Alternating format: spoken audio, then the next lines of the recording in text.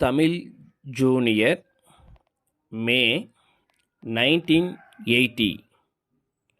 Get ready, start. மாண்புமிகு சட்டமன்ற தலைவர் அவர்களே, ஆளுநர் உரையின் மீது ஒரு சில வார்த்தைகள் சொல்வதற்கு அனுமதி கொடுத்தமைக்கு நன்றி தெரிவித்துக் கொள்கிறேன்.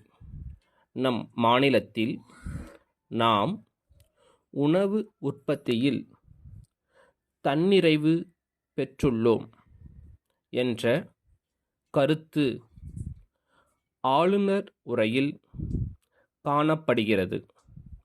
இந்த தருணத்தில் வேளாண்மையை பற்றி நான் ஒரு சில கருத்துக்களை சொல்ல விரும்புகிறேன். உற்பத்தியை பெருக்குவதில் தமிழ்நாட்டிலுள்ள விவசாயிகள் மிகவும் திறமை படைத்தவர்கள் என்று சொன்னால் அது மிகையாகாது. அந்த அளவுக்கு அவர்கள் விவசாய பணியில் முழுமையாக ஈடுபட்டிருக்கிறார்கள். அவர்களுக்கு அரசு எல்லா வகையிலும் ஊக்கம் அளிக்க வேண்டும்.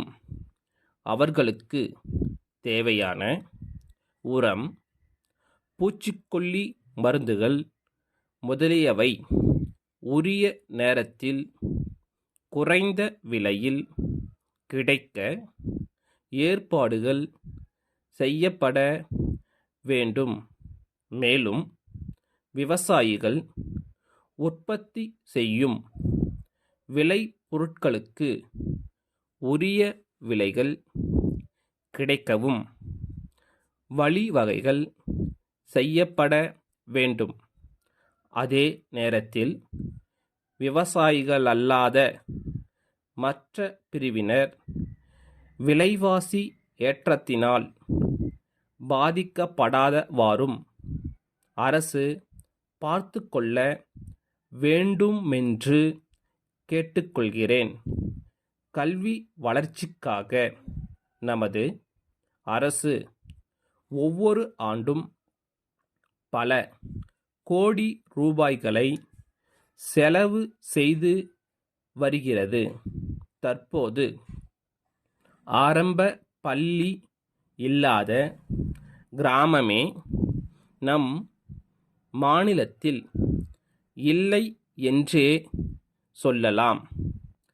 ஆனால் ஒரு சில கிராமங்களில் உள்ள பள்ளிகள் போதுமான இட வசதி இன்றி இயங்கிக் கொண்டிருக்கின்றன.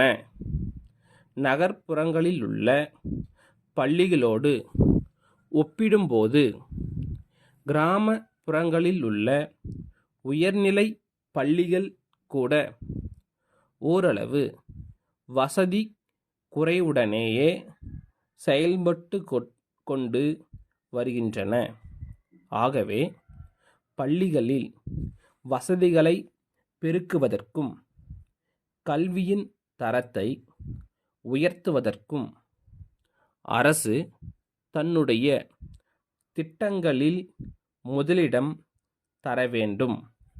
நகர்ப்புறங்களில் வேலைவாய்ப்பை தேடி வருவோரின் தொகை நாளுக்கு நாள் அதிகரித்து கொண்டே வருகிறது.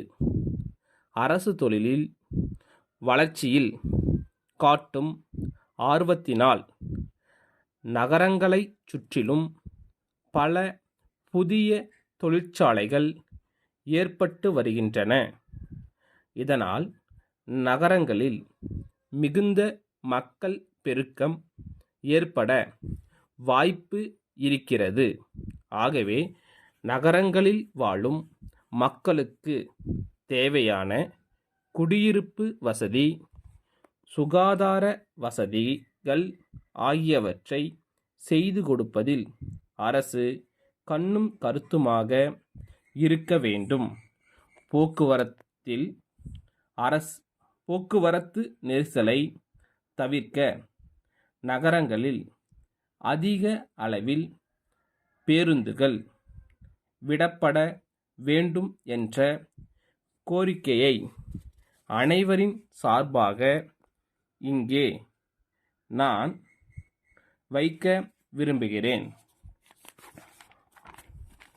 சென்னை காந்தி நகரில் உள்ள பாலாஜி நிறுவனத்தார், சேலம் அரசு ஊழியர் வீடு கட்டும் கூட்டுறவு சங்கத்தின் செயலாளருக்கு எழுதிய கடிதம். அன்புடையீர், தமிழ்நாட்டிலுள்ள கட்டிடக் கலையில் நீண்ட அனுபவமும் சிறந்த தொழில் நுணுக்க திறனும் கொண்ட சில நிறுவனங்களில் எங்கள் நிறுவனமும் ஒன்றாகும். கடந்த 10 ஆண்டுகளாக பல்வேறு துறையினருக்காக மிக நல்ல முறையில் கட்டிடங்களை கட்டி கொடுத்து வருகிறோம்.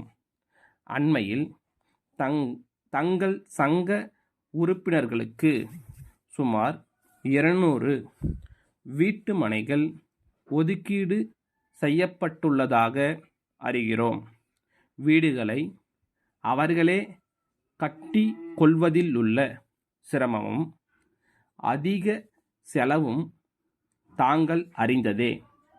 எங்கள் மூலம் வீடுகளை கட்டிக்கொள்வதில் அவர்கள் அடையக்கூடிய பலன்களை தாங்கள் அவர்களுக்கு எடுத்து கூற வேண்டுகிறோம். தங்களின் பார்வைக்காக பலதரப்பட்ட வீடுகளின் வரைபடங்களும் உத்தேச விலை விவரங்களும் இத்துடன் அனுப்பி வைத்துள்ளோம்.